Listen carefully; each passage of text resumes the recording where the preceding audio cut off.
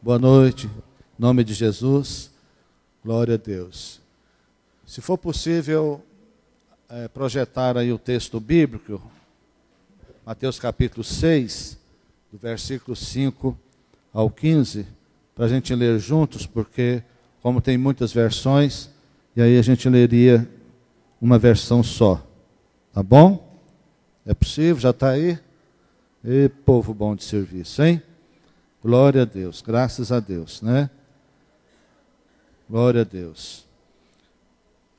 Quem tem Bíblia? Amém. Glória a Deus.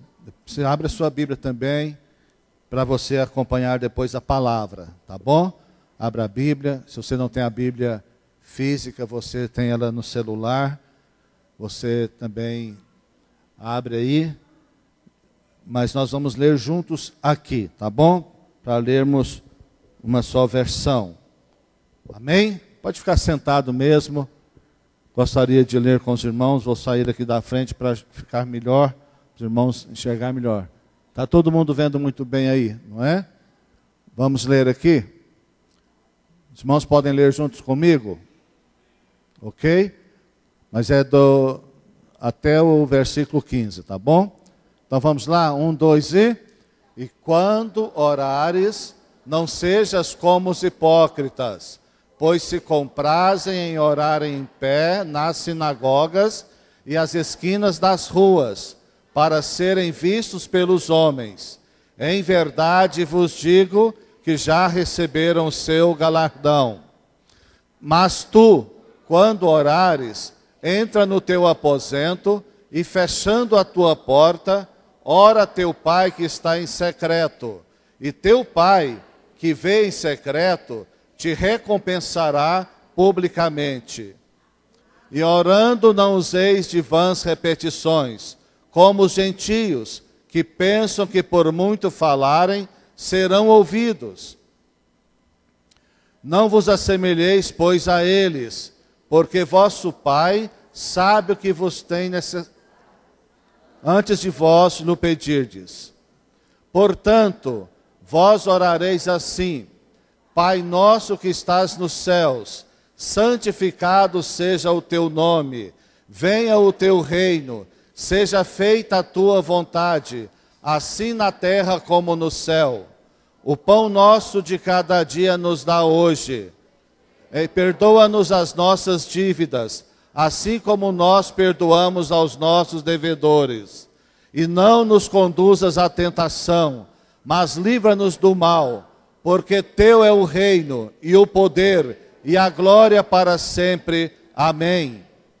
Porque se perdoardes aos homens as suas ofensas, também vosso Pai Celestial vos perdoará a vós. Se, porém, não perdoardes aos homens as suas ofensas, também vosso Pai vos não perdoará as vossas ofensas. Amém? Glória a Deus. Essa versão é diferente, não sei que versão é essa, mas assim, até alguém que sabe de cor, passou um pouquinho na frente aí e falou alguma coisa em outra versão, não é? Mas isso não é problema, porque tudo é a palavra de Deus, ok? Não tem problema as versões. Cada um gosta mais de uma. Eu gosto mais dessa que eu uso, que é a revista atualizada, é a que eu mais gosto, né? Mas muitas vezes recorro a outras versões também, porque às vezes algum texto em outras versões fica mais fácil de compreender. Amém, queridos? Glória a Deus. Feche os seus olhos, vamos orar mais uma vez, em nome de Jesus.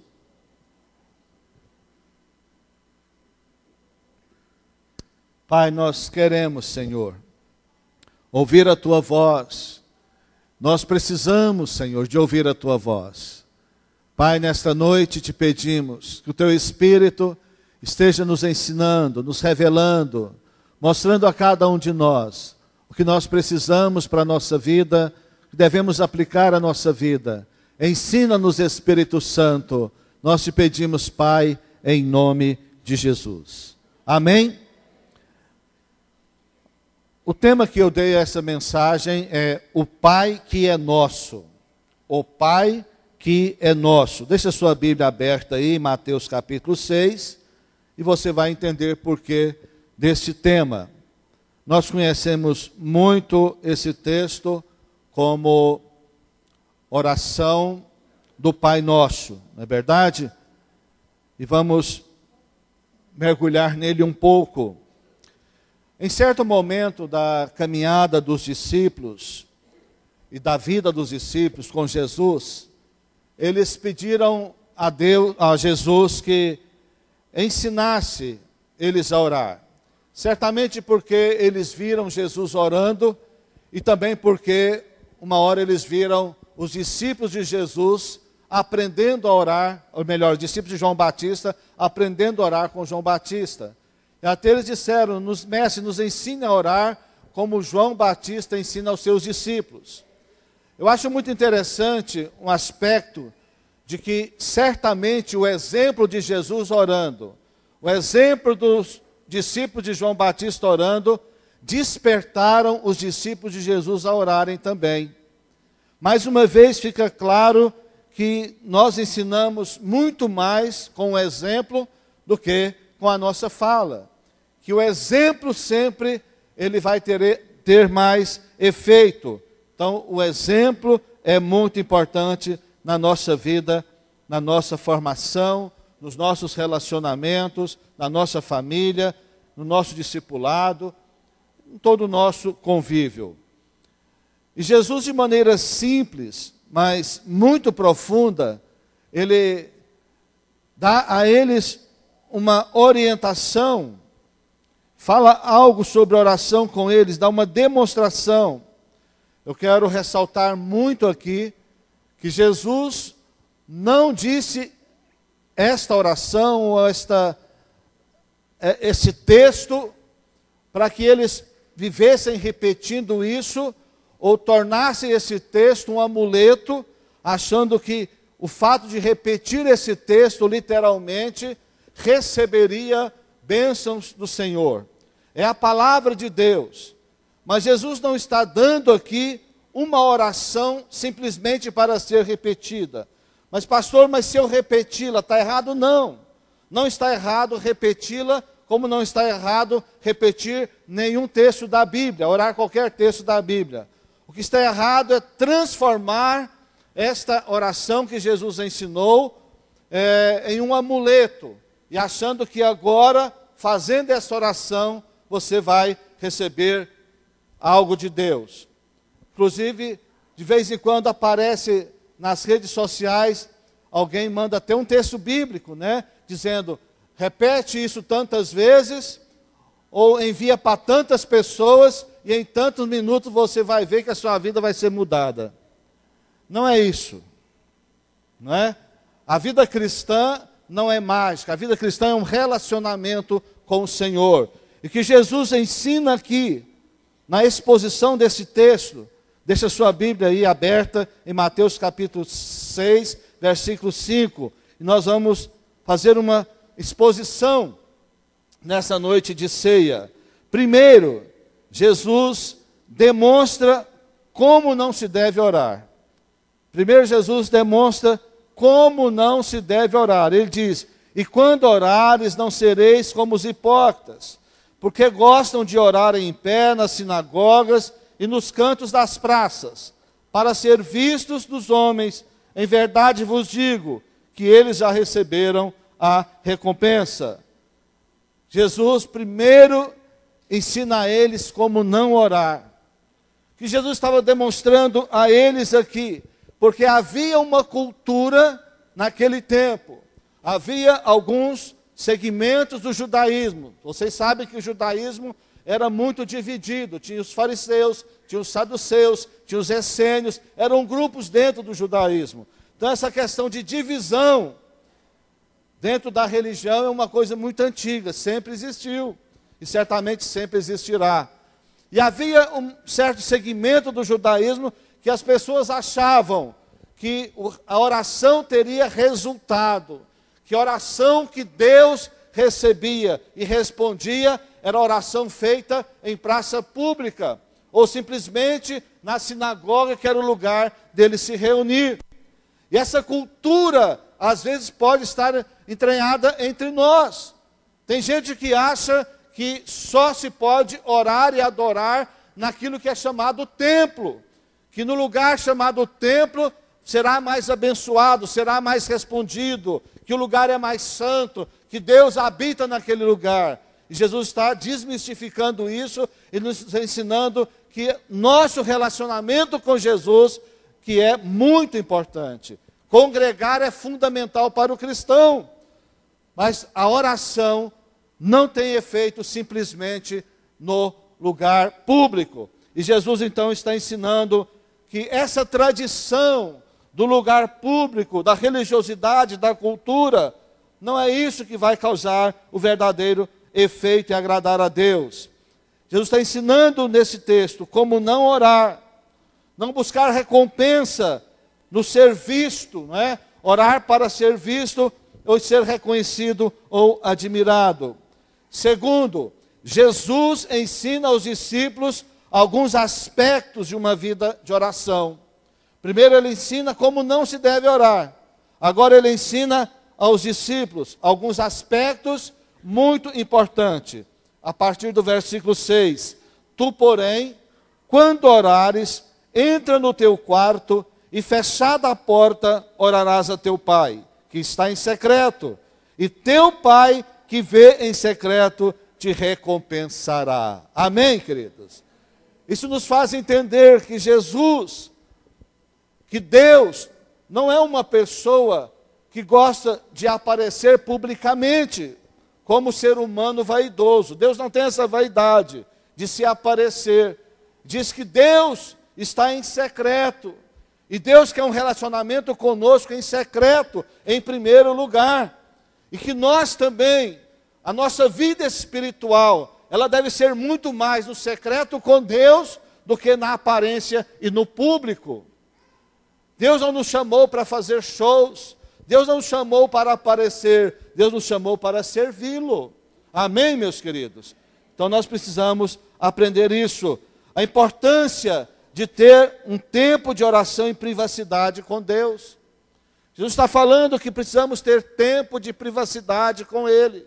É importante orar aqui, é importante. É importante orar na célula, é importante. Mas, queridos, a verdadeira vida de Deus, ela passa a existir em nós, à medida que nós temos intimidade com Ele, ou privacidade com Ele.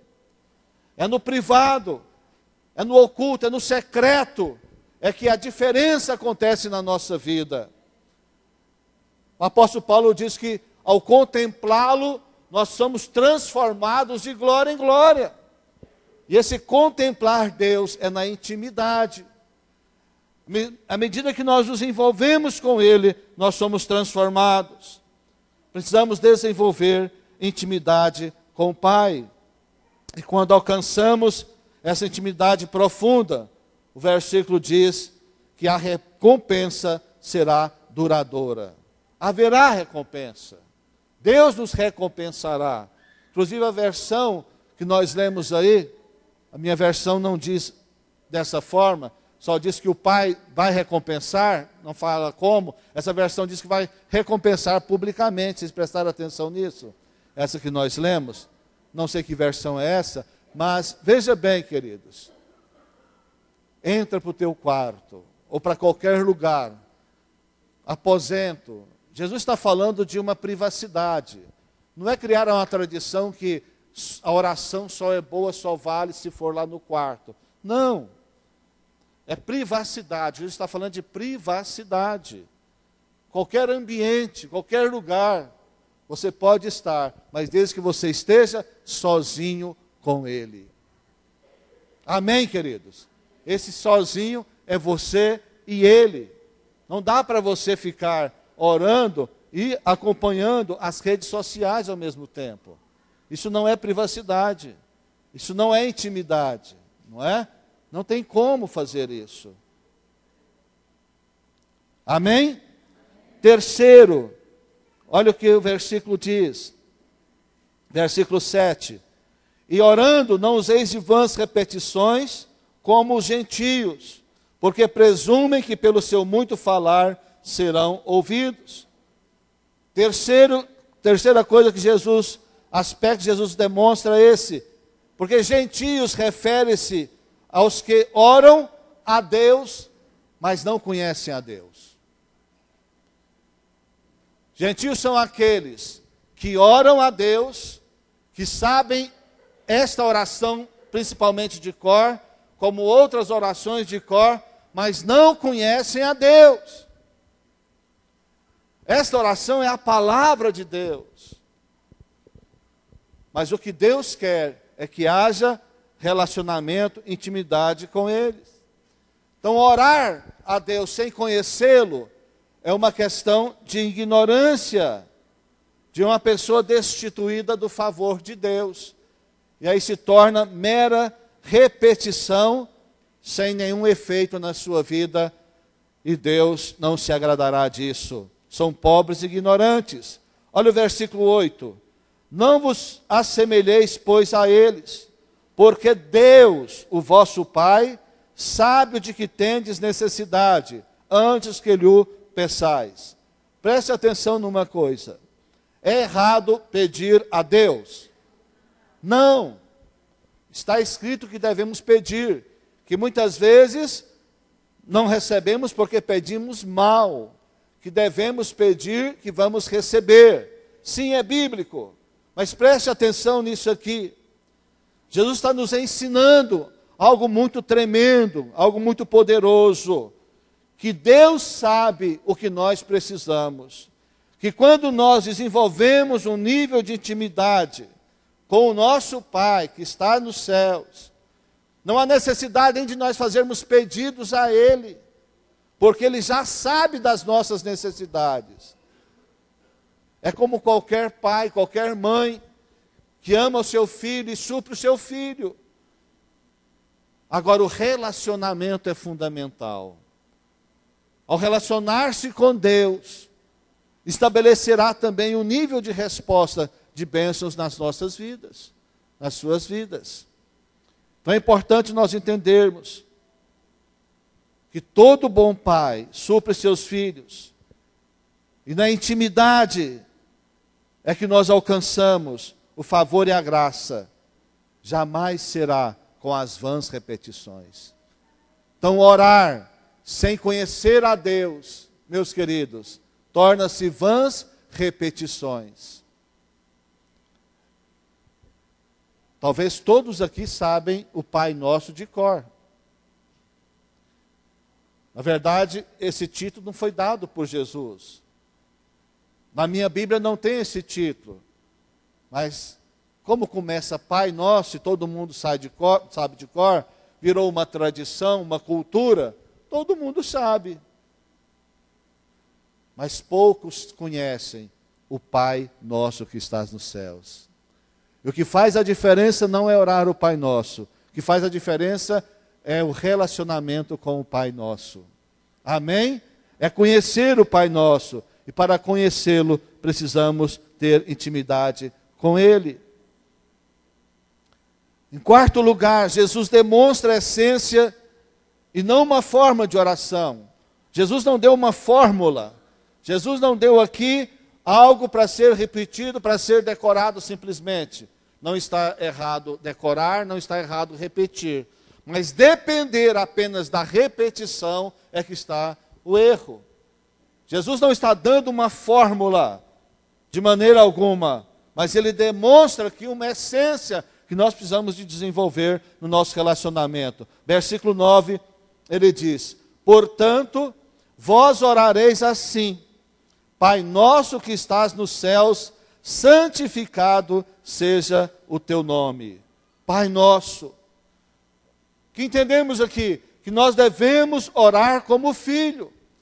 Falar a Deus como filho. Se nós alcançamos esse relacionamento de pai e filho com Deus, a nossa oração deve ser essa de intimidade. Aponta para a intimidade. Intimidade não se tem com todo mundo. E quando se tem intimidade, o relacionamento é forte e tudo flui e tudo acontece. Pai nosso, ore como filho, meu querido. Deus é rei, Deus é Senhor, Deus é juiz, não é verdade? E às vezes nós nos preocupamos e queremos nos relacionar com Deus só como rei, como juiz e como Senhor. Ele é tudo isso, mas Ele também é Pai. Ele também é Pai. O filho de um juiz, quando se aproxima dele, se aproxima diferente de uma pessoa estranha, não é? O filho de um rei se relaciona com esse rei diferente de um súdito. E às vezes nós, que somos filhos, não entendemos isso, não estamos relacionando com ele como filho e pai. Então há uma paternidade, há uma filiação. E a Bíblia diz que nós recebemos até a natureza do nosso pai. Nós herdamos até a natureza do nosso pai. Pai nosso, ore como filho, amém? Mas também preste atenção, ore como irmão, Pai nosso. Ele não é só meu pai, ele é Pai nosso também. Então isso me traz um encargo com os meus irmãos, um encargo com o povo de Deus, um encargo com a igreja. Não ore só para si, mas ore pelos seus irmãos também. Quando nós oramos ao Pai, nós carregamos conosco, na nossa oração à igreja, carregamos os nossos irmãos na nossa oração. Pai nosso, é no plural, é no coletivo. Levamos o Brasil na nossa oração ou não? É uma oração, a nossa relação com o Pai. Nossa vida de oração deve ser sem egoísmo. E aí ele fala, santificado seja o teu nome. Queridos, a possibilidade de tornar o nome de Deus mais santo do que é. E nós até cantamos, santo, santo, santo. E cantamos, santificado seja o teu nome. Será que há possibilidade de santificar o nome do Senhor mais do que Ele é? É claro que não. Mas o que isso significa para nós? É revelar o quão santo o nome de Deus é. Nós devemos revelar o quão santo o nome de Deus é. Isso é uma função dos filhos de Deus. Quinto, propósito da oração alinhado com os planos de Deus. Olha o que ele disse. Venha o teu reino.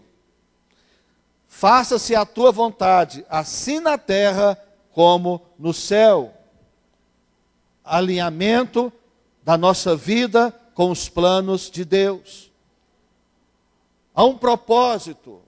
Deus é um Deus de propósito. E o propósito de Deus, desde o início de tudo, é um reino de sacerdotes. Lá em Êxodo, Deus já falava que queria estabelecer um reino de sacerdotes. Depois Pedro repete isso. Vós sois geração eleita, raça eleita, povo de propriedade exclusiva de Deus. Tudo isso está falando do reino de Deus. Reino de sacerdócios. É isso que Deus espera de nós. Então venha o teu reino, faça a tua vontade, assim na terra como no céu. Quando nós temos intimidade com Deus, nós saímos do nível de ficar pedindo como criança imatura. Claro, toda criança é imatura, mas há crianças mais imaturas que outras, pedindo sem parar, e só pede, só pede, só pede. Às vezes nós achamos que oração é simplesmente fazer pedidos a Deus. Mas oração é muito mais do que isso. Oração é um relacionamento com Deus. Oração é gerar com Deus aquilo que é plano, que é propósito de Deus. É usar do princípio da autoridade espiritual. E quando nós temos comunhão com Deus, as coisas acontecem. E aí nós geramos, nós declaramos, venha o teu reino, faça a tua vontade. E abrimos mão de ficar pedindo sem parar, porque entendemos que Deus está no controle de todas as coisas, que Deus sabe de todas as coisas.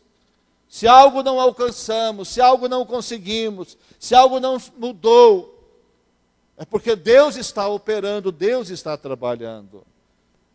Eu creio na Bíblia.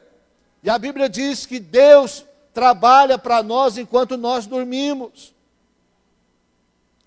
Mas é claro que Deus trabalha quando nós estamos alinhados com Ele. Amém, meus irmãos? Porque Deus também não é nosso empregado. Mas quando nós estamos alinhados com Ele, em comunhão com Ele profundamente, Ele está trabalhando para nós. E nós podemos descansar nele. Por isso Jesus disse: vinde a mim todos vós que estáis cansados e sobrecarregados, e eu vos aliviarei. Tomai sobre vós o meu jugo, que é leve. Sabe, queridos, o Espírito Santo de Deus nos ensina essas verdades. E nós, na intimidade com Ele, passamos a ver o reino de Deus como prioridade, e não as nossas necessidades como prioridade. E Deus supre todas as nossas necessidades.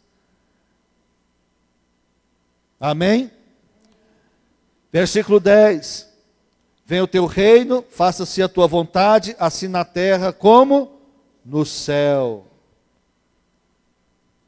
Há um plano nos céus e na terra. Na verdade, o plano é um só, mas o plano é dirigido pelos céus e é executado na terra. O Espírito conduz esse plano aqui na terra. O Pai o controla nos céus, para entendermos melhor. E a igreja executa esse plano, esse projeto de Deus aqui na terra. Por isso, Jesus ensina isso. Na sua oração, tem que ter também um encargo no reino de Deus. Tem encargo com o reino de Deus. Interceda. Clame a Deus pelas pessoas. Clame a Deus pelo Brasil. Clame a Deus pela sua família, por sua célula. E que a vontade de Deus se estabeleça. A vontade de Deus se concretize aqui nesta terra. Amém, meus irmãos? Nós, como brasileiros, necessitamos orar pela nossa nação. O Brasil está precisando de oração. Estamos em um ano de eleição. Ninguém tem vontade de votar. Será que alguém tem ânimo? Tem motivação para votar? Mas nós não temos como fugir disso. Nós temos que votar. É a única maneira que nós temos de fazer alguma coisa. Fisicamente, mas nós temos uma arma poderosa que não temos sabido utilizar, que é a oração. Porque quando a igreja ora em linha com a vontade de Deus, Deus opera, as coisas acontecem. E o reino de Deus, na verdade, aqui na terra, é uma questão passageira. Mas o controle do Espírito Santo é fundamental nesse momento. Então, queridos, entenda que nós somos cidadãos do reino de Deus. Somos cidadãos do reino de Deus. Então, quando orarmos, entendemos que somos do reino, fazemos parte do reino celestial e fazemos parte do reino estabelecido também aqui. E Deus conta conosco. E Ele nos revela a sua vontade. Deixe Deus governar. Devemos deixar Deus governar a nossa vida. Devemos nos comportar como cidadão do reino de Deus. Como filhos de Deus. Como homens e mulheres que servem a Deus. Versículo 11. O pão nosso de cada dia dá-nos hoje. Jesus está dizendo também que podemos pedir, está vendo? O pão nosso de cada dia dá-nos hoje. Pode pedir a Deus, sim. Devemos pedir a Deus. Mas não podemos ficar apenas nesse nível de pedir. Precisamos ter maior intimidade com Ele. Sexto, o aspecto comprometedor e de responsabilidade na vida de oração. Isso aqui, meus queridos, é uma parte que às vezes nós não percebemos. O problema de decorarmos uma oração é que ela não sai do fundo do coração. Se ela não sai do fundo do coração, ela não tem realidade. Se não tem realidade, não terá efeito. Não agradará a Deus e tampouco trará resultado. E, geralmente nós oramos religiosamente este texto, porque sabemos de cor, e todo mundo no Brasil praticamente sabe orar esse texto, porque se não aprendeu em alguma igreja católica ou evangélica, aprendeu nos velórios, né? Porque nos velórios se ora muito, porque aí todo mundo sabe, fica fácil. Os crentes, os católicos, os espíritas, todo mundo sabe de cor. Então todo mundo, quem não sabe, acaba aprendendo ali. Mas só que não se presta atenção no que está falando. Não para, eu te aconselho na sua casa, parar para ler esse texto, versículo por versículo, frase por frase, palavra por palavra, e pedindo ao Espírito Santo que te revele a verdade que está ali. Só assim esse texto ou esta oração terá vida na sua vida. Olha só o versículo 12. E perdoa-nos as nossas dívidas, assim como nós temos perdoado aos nossos devedores. Olha só, queridos, o que Jesus está ensinando? Está ensinando a gente falar: Pai, me perdoa, no mesmo nível, na mesma proporção que eu tenho perdoado as pessoas que me ofendem. É isso que Jesus está dizendo. Em outras palavras, Jesus está dizendo aqui, que quem tem intimidade com Deus, como Pai, quem tem vida privada com Deus, não guarda mágoas, ressentimento na sua vida. Não tem lugar para mágoas e para ressentimento. Perdoa, libera. E não fica sofrendo com essas feridas terríveis que viram um câncer na alma da pessoa. Versículo 13. E não nos deixes cair em tentação, mas livra-nos do mal, pois teu é o reino, o poder e a glória para sempre. Versículo 14 diz: porque se perdoardes aos homens as suas ofensas, também vosso Pai Celeste vos perdoará. Olha só, queridos. Olha a condição que Jesus está dizendo aqui. Jesus está dizendo que é condicional o perdão que nós recebemos de Deus. Temos que perdoar para ser perdoado.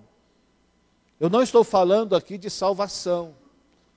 Eu estou falando de muitos fluir na vida do cristão que é impedida. Por quê? Porque não conseguem perdoar. Se não conseguem perdoar, aquela situação também não está perdoada por Deus.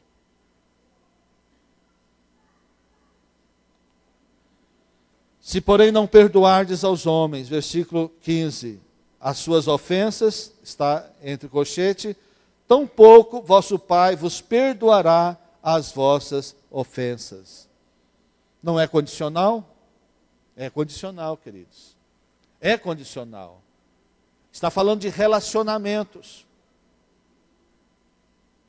Não tem cristianismo sem relacionamentos, queridos.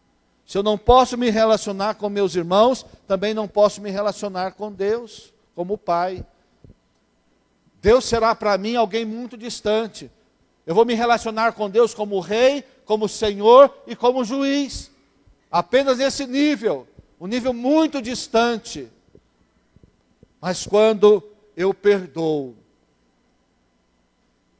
ou melhor, quando eu tenho um relacionamento com Deus como Pai, eu aprendo a perdoar, eu consigo perdoar. E essas mazelas não ficam na minha alma, e eu fico livre, por isso eu posso ter intimidade com o Pai. Amém, meus queridos? Glória a Deus.